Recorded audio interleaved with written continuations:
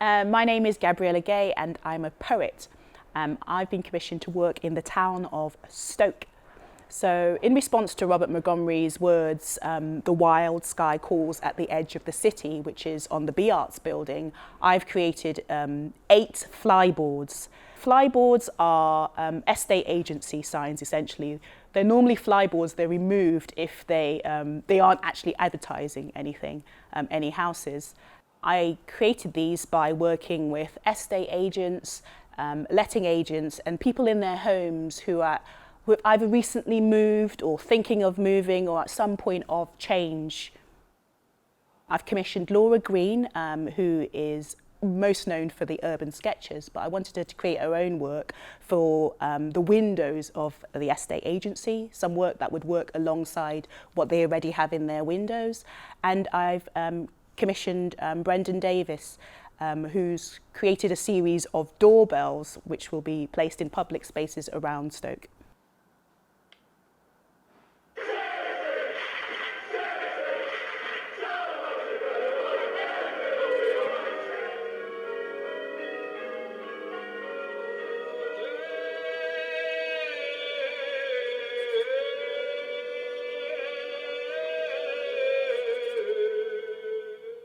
So the project has been important to me because it's really challenged me in a good way to design the whole project. Normally I'm commissioned to do just the poem, but having to come up with the idea and then commission some artists to work on the project as well, and to think about the design and the actual kind of construction.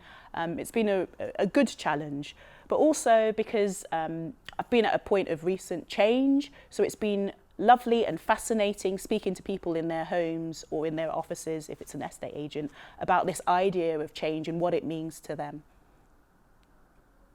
I'm Jack Stancliff and I've been working in Burslem to respond to Robert Montgomery's piece, Fearless Hailstone Optimism. My work consists of 3 school walls. On them are presented 3 different worlds, a world of birds, a world of sea creatures and a world of forest animals. These walls have been punctured and distorted through that puncture, and filling that puncture is a space which I've included a soundscape that functions as an exhalation point or a breath out for the building where the walls have been extracted from. This exhalation has entered into an enlarged recorder, like a recorder choir, and the sound fills the space between the gap of this utopic world and that which sits behind it.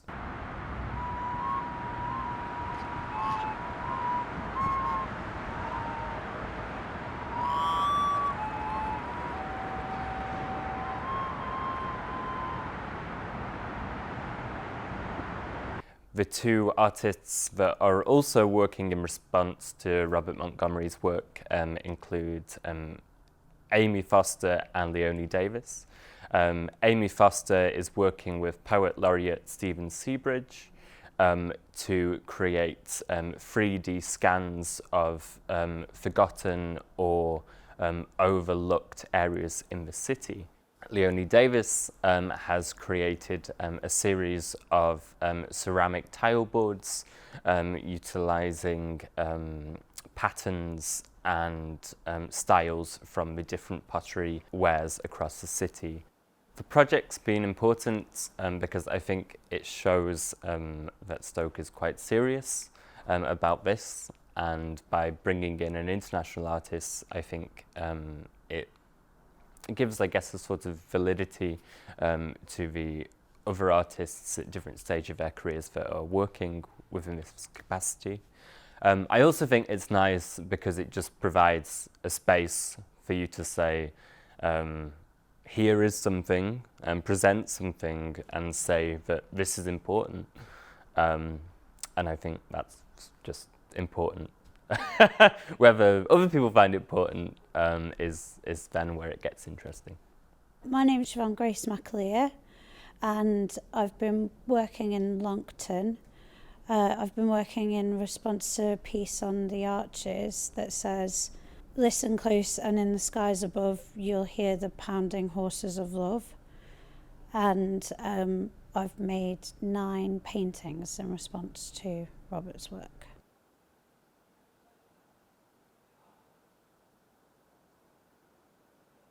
I've commissioned Esther Brennan and Joe Brennan-Hume, and I've commissioned John Paul Green, who are all local artists. Esther's written a song.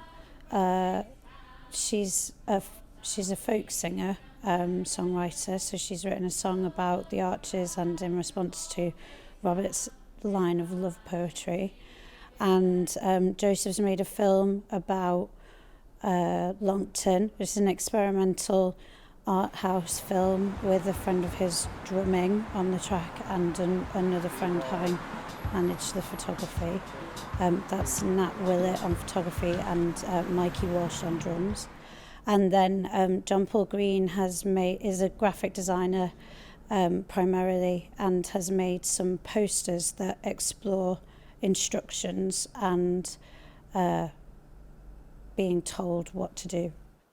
It's really important because Longton is thought of as a kind of dead and overlooked town, and the work that I've been making I've been painting in situ. I've been painting abstract paintings around the town, and it's really busy and there's lots of people and they're really interested in what you're doing, and it's really important to the people of Longton to see that people are interested in Longton, so that cycle of people thinking it's dead and therefore becoming dead is broken. My name is Martin Gooding, and I have been commissioned as part of Robert Montgomery's Stoke works to make a series of 8 shield-like canvases that tell a story of Bethesda Gardens and its more prominent usage. Rather than being a space for reflection, it's more often used as a collection point for young people. So I've tried to tell their stories through a series of 8 Saxon shields.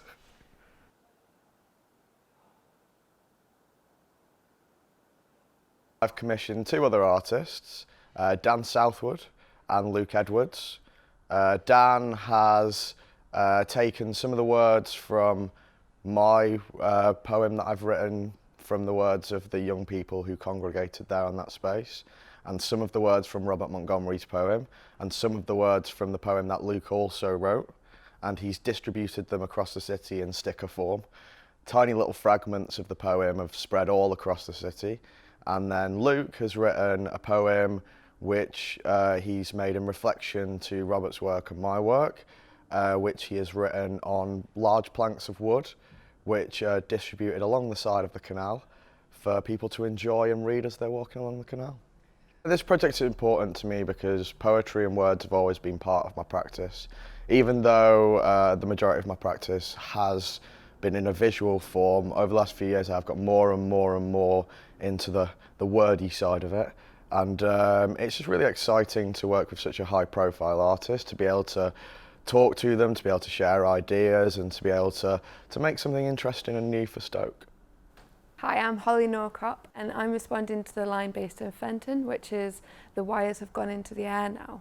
I started working in a physical installation form, and I've essentially commissioned another artist that works in lights, Richard Redwin, who's really great, and my piece is called Media Storm, and it's a physical installation that explores the digital interaction that we have with our social media and news world, particularly in this era of Brexit and all the doom and gloom. So essentially what we have are umbrellas that have lights that go on them that are sound responsive. I made 4 sound installations that fit into a wider whole sound piece, a lot like Robert's work does.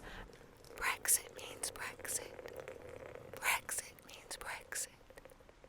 So what we're hoping to have when we start working with mental health charities is that conversation about how we do sort of as a group, as humans, survive this sort of endless reign of digital media data And within that, I also work out of a space in Fenton called Meanwhile Spaces. So my second commission that I worked with, I've commissioned a lady called Kate Nixon, who's an illustration artist and also a really great community worker.